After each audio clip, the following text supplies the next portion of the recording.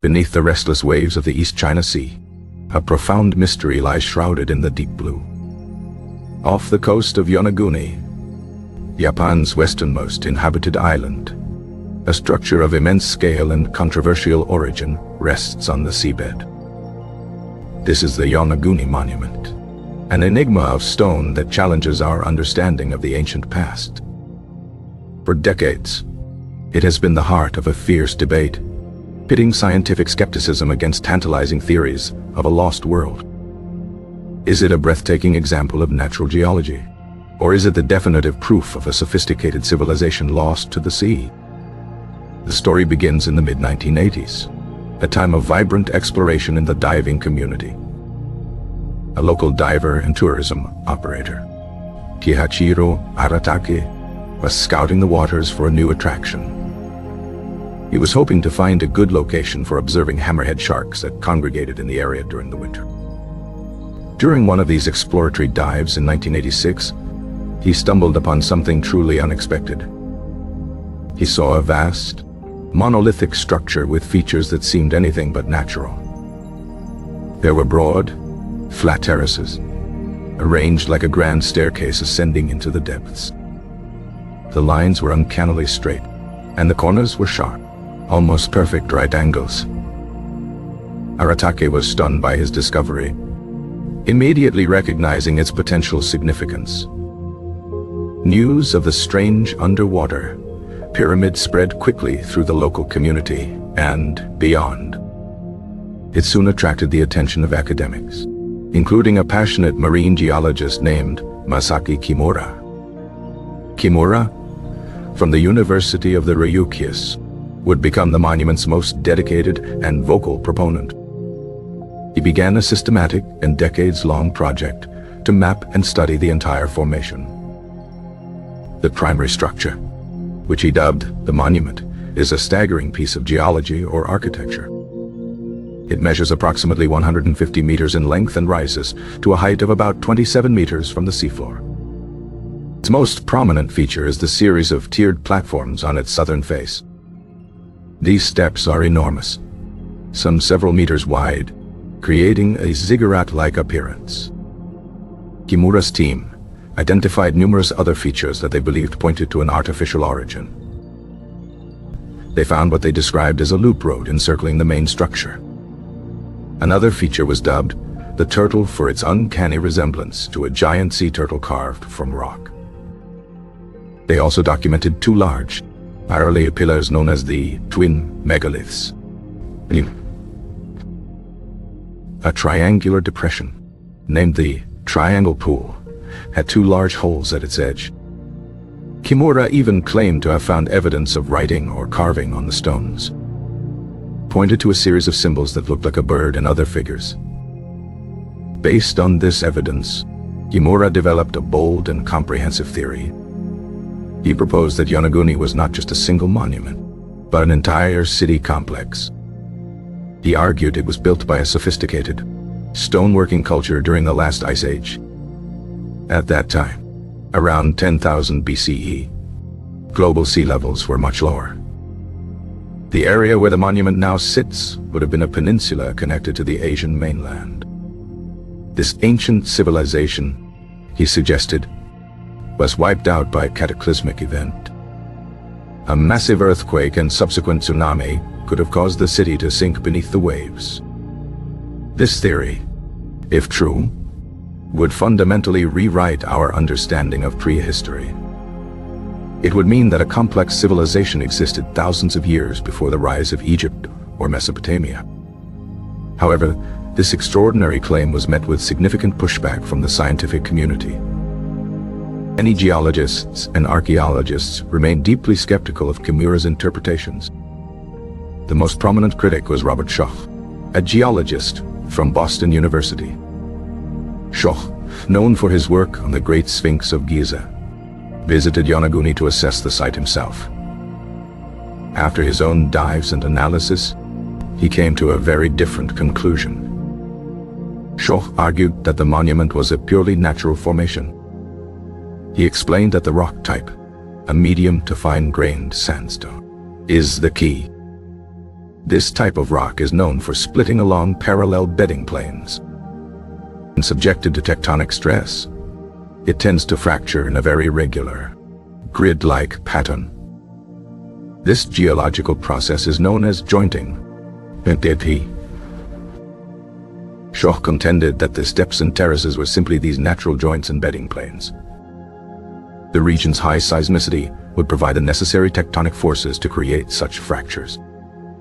Furthermore, the strong ocean currents in the area are a powerful erosive force. These currents would naturally scour the fractured rock, clearing away debris and sharpening the edges. This process could easily explain the straight lines and right angles that seem so artificial. Skeptics also point to the complete lack of supporting archaeological evidence. In any ancient settlement, one would expect to find discarded tools, pottery, or other artifacts. Despite extensive searching, no such items have ever been recovered from the monument itself. The carvings Kimura identified are dismissed by geologists as natural scratches and formations on the rock.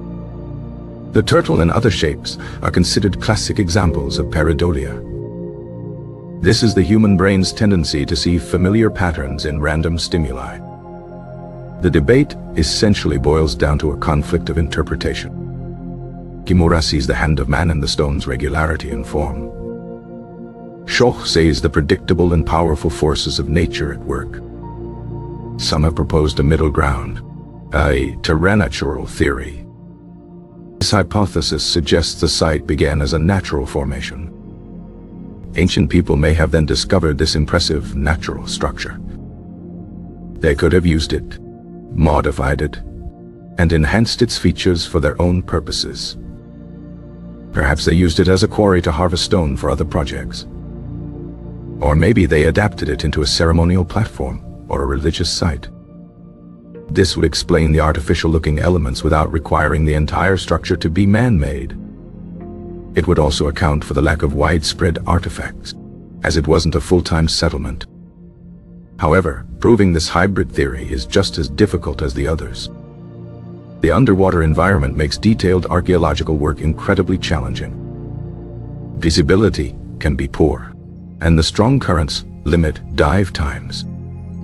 Any subtle tool marks that might have existed could have been erased by millennia of erosion. The government of Japan has not officially recognized the site as a man-made cultural property. It remains classified as a natural geological feature, pending further evidence. This official stance has frustrated proponents of the ancient civilization theory. Despite the scientific controversy, the Yonaguni Monument has become a world-famous diving destination. Every year, thousands of people travel to the remote island to see the enigma for themselves. The experience of swimming alongside these colossal, silent stones is often described as awe-inspiring. There is a palpable sense of antiquity and grandeur that transcends the scientific debate. The monument story has been featured in numerous documentaries and books. It has become a cornerstone of the ancient aliens and lost civilization genres. The mystery taps into a deep human fascination with the unknown. It represents the possibility that our history is far grander and more mysterious than we know. Could a society with advanced knowledge of stonework have existed so long ago? Could they have predicted their own demise and left this monument as a final testament? Or is it simply a geological marvel, a testament to the creative power of the earth itself? Perhaps nature is a far more talented architect than we often give it credit for. The stones themselves remain silent, offering no easy answers. They have held their secrets for thousands of years. The water that submerged them now also protects them from easy interpretation. Future technology may one day provide a definitive answer. New scanning techniques could reveal hidden details without disturbing the site. Analysis of core samples could determine if the rock was ever exposed to air for long periods. Until then, the Yonaguni Monument will continue to be a place of wonder.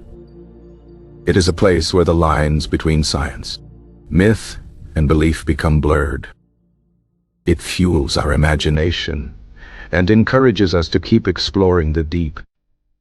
The ocean still holds countless secrets from our planet's long history. The sunken structure off the coast of Japan is one of its most compelling chapters. The mystery endures, waiting for a new generation of explorers.